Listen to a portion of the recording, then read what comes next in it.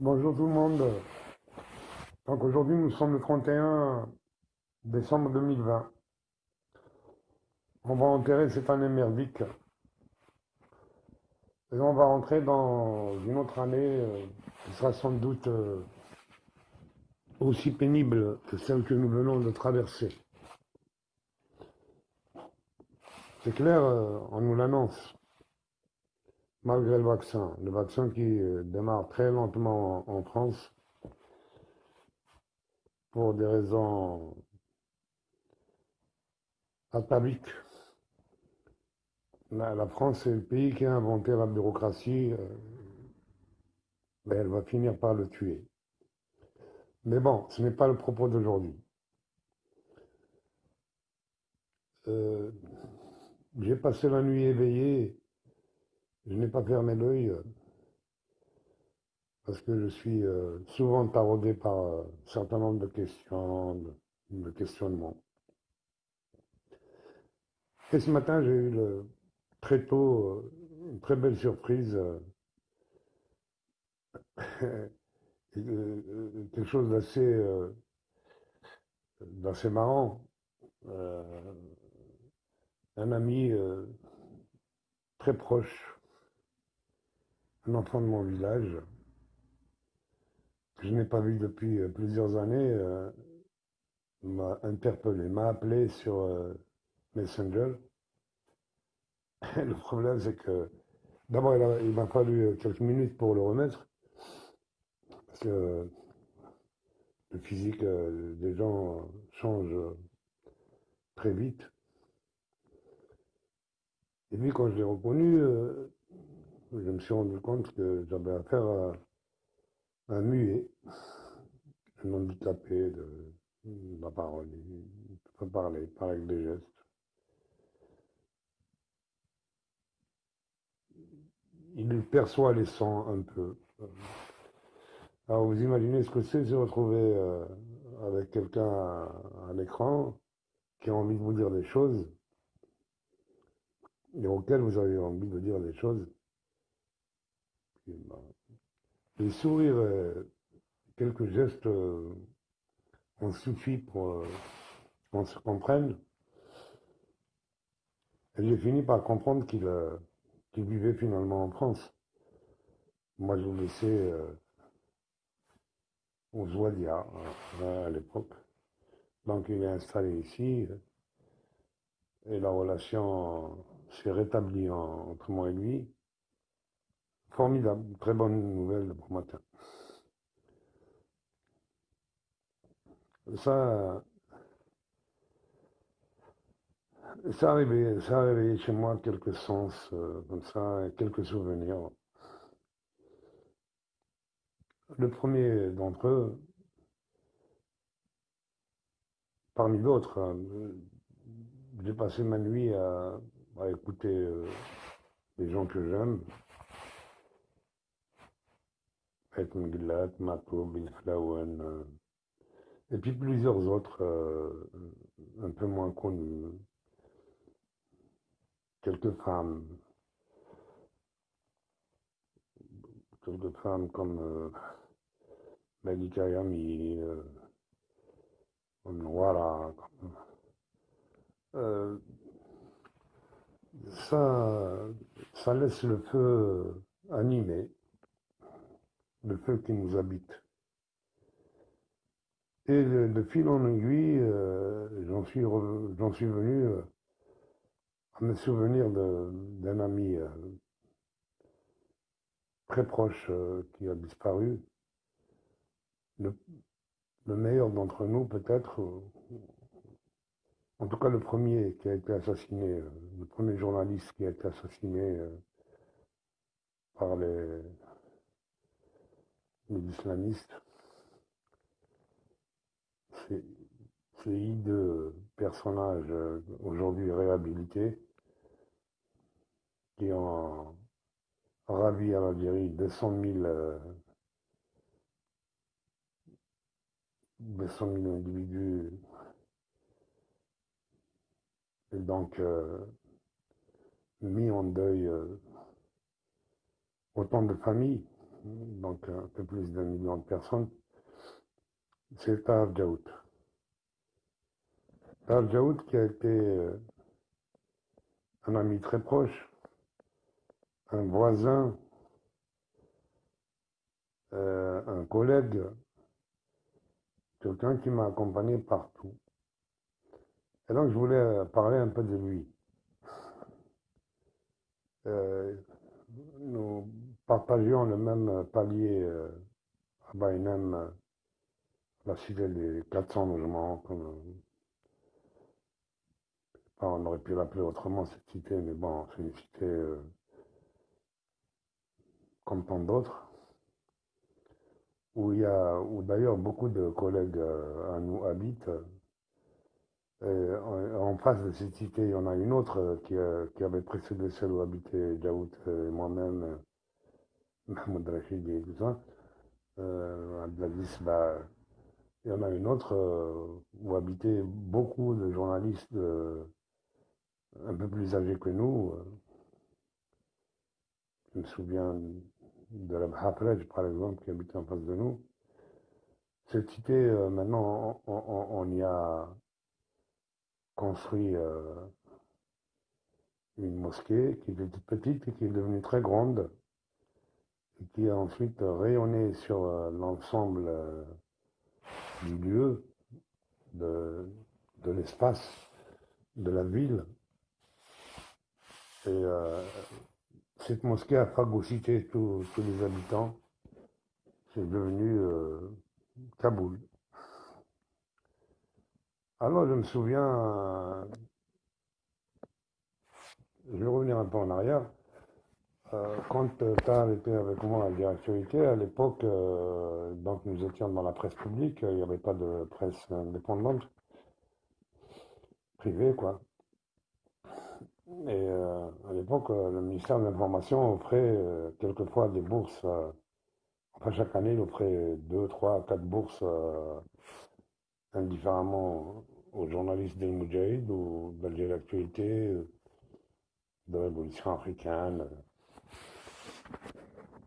Et Tal Djaout a bénéficié d'une bourse vers 84 par là pour, venir faire un BEA en journalisme.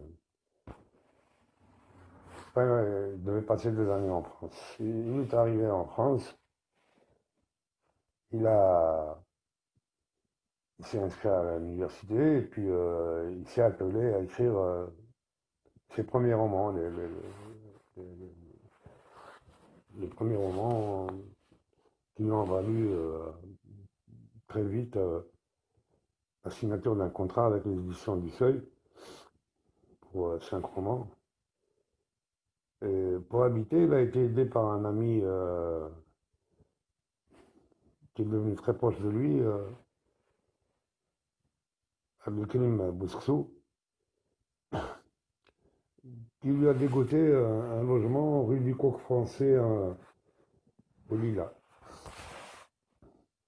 Et c'est dans ce logement, ce petit VF2, où il avait installé sa femme, son épouse et, et ses filles, les premières.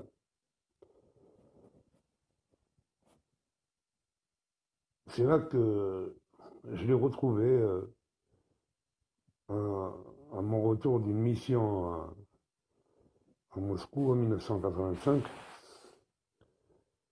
C'était formidable, hein. On a partagé quelques moments à Paris. Je me souviens d'un repas, par exemple, pris dans un restaurant thaïlandais à Belleville, avec lui, Khalid Yassine, Lakhdar Mames, qui était un militant de la cause berbère, qui est décédé aujourd'hui, et qui était avec moi en prison, avec Mahmoud Rachidi, qui était un leader du printemps berbère, qui avait fui l'Algérie parce qu'il était recherché, et qui lui aussi est décédé il y a 30 ans d'une longue maladie. Et il y avait avec moi, il y avait mon frère aussi, Akli Ourad, un expert en travaux publics, qui est aujourd'hui exilé lui aussi. Et nous avions passé, pour nous, pour moi, ce genre de machin de rencontre, ce sont des instants historiques. C'est vraiment l'histoire, parce que j'ai encore en tête les échanges que nous avons eus à l'occasion de ce repas. Moi, je suis redescendu à Alger, et un an, peut-être un an plus tard, Djaout ayant fini sa formation, a décidé de rentrer. Ben, à l'époque, c'était normal. On voyageait, on arrivait en France, on faisait notre travail, et puis on repartait. On n'essayait pas de s'accrocher, d'avoir une carte de résidence ou de nous inscrire aux services sociaux, des machins comme ça. C'était pas notre objectif. En plus, à l'époque, il était à peu près facile de voyager. Les gens ne venaient pas s'inscrire en Europe. On n'avait rien à fuir, on avait tout à faire en Algérie. On n'avait rien à faire ici. Et donc, Daoud rentre. Il rentre avec sa Renault 9, là. Il arrive à la douane algérienne. Il arrive à la douane algérienne. On le met de côté. On lui dit, qu'est-ce que vous transportez? Est-ce que vous avez des choses à déclarer? Il m'a dit, rien à déclarer, moi. Il avait que des livres avec lui. Que des livres. Et puis, bon, ses fringues. Uniquement ça. Bien entendu, ils l'ont pas cru. Ils ont démonté sa voiture complètement. Ils l'ont démonté, la R9, là. La R9 dans laquelle il a été assassiné. Celle qu'il allait faire démarrer pour aller au travail le jour où le 26 mai 1993, on lui a tiré dessus, là où il est mort. Ils l'ont démonté entièrement, pièce par pièce, pour la fouiller. Djaout, qui est une espèce de garçon très naïf, plein d'humour, mais très naïf, qui faisait confiance à tout ce qui l'entourait. Il regardait les douaniers faire ça et il s'est dit, mais qu'est-ce qu'ils sont en train de faire? C'est incroyable. Ça l'a tellement choqué. Choqué, mais alors choqué à mort. Qu'il s'est dit, il faut que je fasse quelque chose de cette expérience. Il faut que j'en fasse un livre. C'est comme cela, chers amis, que est née l'idée d'écrire les Vigiles. Donc il transpose en fait l'absurdité qu'il a subie au port d'Alger, il la transpose dans un autre espace et il imagine ce personnage qui invente un métier à tisser et qui va à la mairie demander un brevet. Donc le bonhomme habite à Sidi Moussa, c'est un peu, c'est un peu sa vie à Djaoud, c'est assez autobiographique parce que avant d'avoir son logement à Baïnem, je ne vous raconte pas encore l'aventure de comment on a eu le logement, hein, c'est une autre histoire à Baïnem. Mais avant, donc Djaoud n'avait pas de logement. C'était déjà un personnage, un écrivain, un très grand journaliste, mais il habitait chez son frère à Sidi Moussa. Et donc son personnage va habiter Sidi Moussa et puis il va à la mairie de Sidi Moussa demander un brevet. Et le maire le regarde, il dit, c'est quoi ça un brevet? Ben, on n'a pas de brevet, non, on ne donne pas de brevet. Je dis, si, si, je viens de déposer un brevet, et puis ça, on rentre dans l'absurdistan. Et le maire le dénonce au commissaire, le commissaire lui dit, c'est quoi le brevet? Il n'y a pas de brevet, c'est moi. Mais ah, non, non, non, non, non, non. Donc ça devient un personnage séditieux. Et là commence l'aventure du Vigile, qui a démarré à cause de la voiture qu'on a démontée au port d'Alger. Il va plus loin dans un des. À un moment ou à un autre dans le livre, il raconte une histoire que je lui ai racontée. Il m'a dit, je vais utiliser celle-là. Il l'attribue à un de ses personnages. C'est une histoire vraie. J'étais attaché de presse du Théâtre National à un moment donné, et puis comme j'étais souvent au théâtre, ben, je ne pouvais pas regarder le spectacle tous les soirs avec le public 20 fois dans le mois. Donc, quelquefois, je sortais. Et ce jour-là, je suis sorti, je suis monté à la Casbah, et je voulais aller me reposer chez Merzouk, l'animateur principal aujourd'hui du groupe de Bza. Il n'était pas à la maison, je l'attendais en bas. Et il y a une voiture de police qui arrive, il s'arrête devant moi, puis ils me disent ce que je fais là, etc. Je leur dis, écoutez, j'attends un copain, il va venir avec nous. Ils m'ont fouillé. Ils ont trouvé un tout petit bout de shit dans ma poche qui ne m'appartenait même pas. C'est quelqu'un qui m'avait dit, viens, tu me le gardes tout à l'heure, on se voit à la maison chez Mazur, tu me le donneras, je vais le fumer. Moi, je fume pas. Moi, je fume pas. Enfin, je ne fume pas de shit, j'ai jamais fumé de shit. Et ils m'emmènent au commissariat de la Casbah, là. Je ne me souviens pas à quel arrondissement. Enfin, je ne me souviens pas du numéro du commissariat, mais on m'emmène là-bas. Et il commence à m'interroger. Comment s'appelle ton père, ton nom, ton prénom, ton adresse, ton père, ta mère, etc. Et à un moment donné, il me dit, le policier me dit, vous avez déjà fait de la prison? Je lui dis oui. Et il me dit, ah bon? Il me dit, pour quelle raison? Et je lui dis, atteinte à la sûreté de l'État, atteinte à la personne internationale, atteinte à l'islam, euh, association de malfaiteurs, port d'armes prohibées, fabrication de tracts et distribution de tracts séditieux, coups et blessures volontaires. Bon, il y en avait 13 ou 14, les chefs d'inculpation comme ça. Le policier s'est levé, il s'est mis debout, il a couru derrière, il a dit au commissaire, attends, attends, il y a un gros poisson là. Le commissaire vient, il me dit, ce que vous êtes en train de dire là, c'est vrai? Je lui dis, oui, c'est vrai. Il dit, bon, ça c'était... ah bon, ça a été jugé, maintenant, pourquoi je suis là?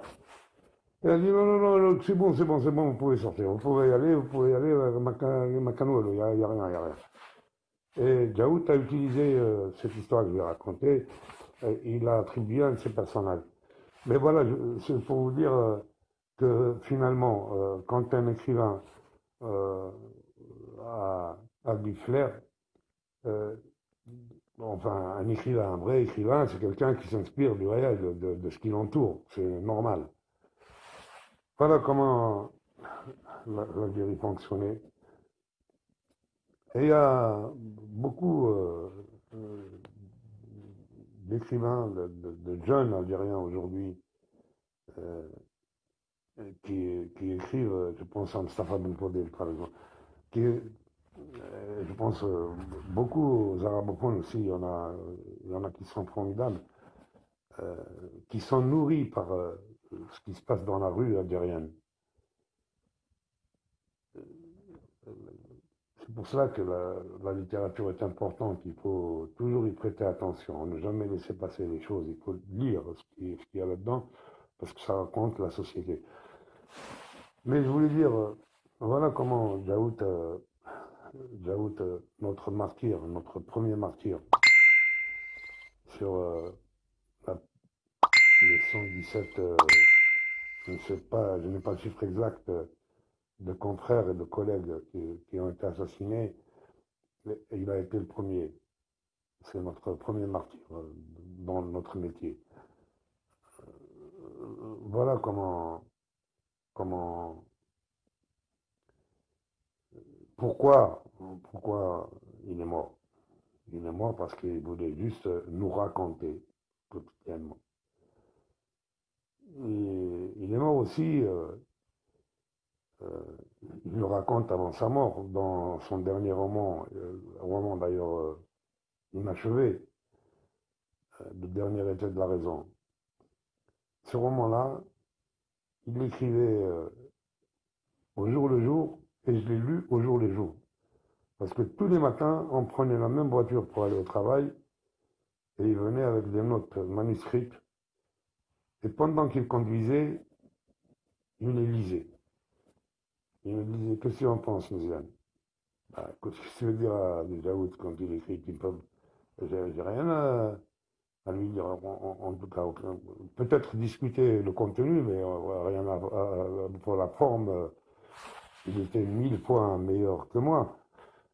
Mais le dernier résultat de la raison, c'est quoi en fait dans sa tête? Il est en train de se dire, je suppose, euh, j'imagine un pays où les barbus, les intégristes, les fondamentalistes prennent le pouvoir. Qu'est-ce qui va se passer? Il ne pensait pas si bien dire.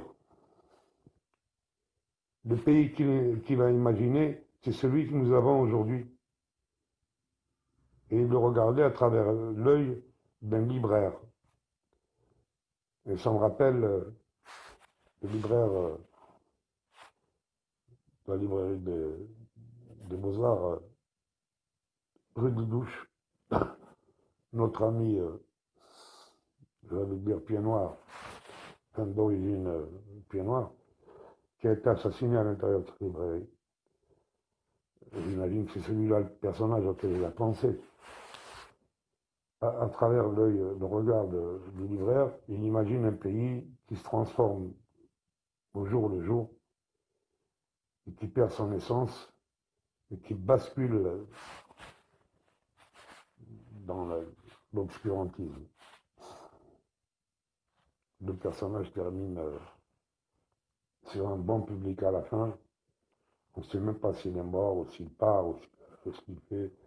En fait, il n'a pas eu le temps d'achever son roman parce qu'il a été achevé lui-même. Il nous a légué beaucoup d'écrits, beaucoup d'idées, quelques perspectives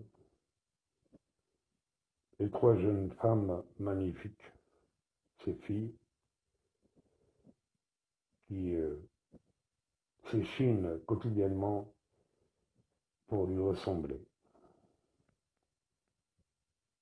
Je les salue, ces filles d'ailleurs, c'est mes voisines, c'est presque ma nièce, elle m'appelle tonton.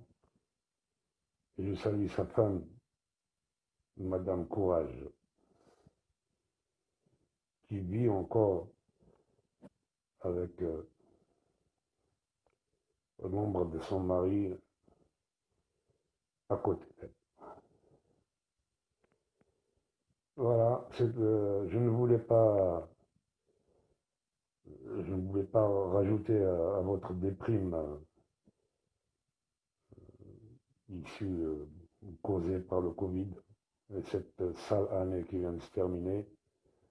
Je ne voulais pas rajouter à votre déprime des mots amers, mais vous m'excuserez, mais moi cette fin d'année, je vous l'ai dit au départ, me rappelle tous les amis que j'ai perdus. Et, en premier lieu, me rappelle ce très cher Paul qui a fait de moi un journaliste, qui m'a fait aimer avec un certain nombre de professeurs, qui m'a fait aimer les mots. Allez, je vous salue et encore une fois, bonne année à tous.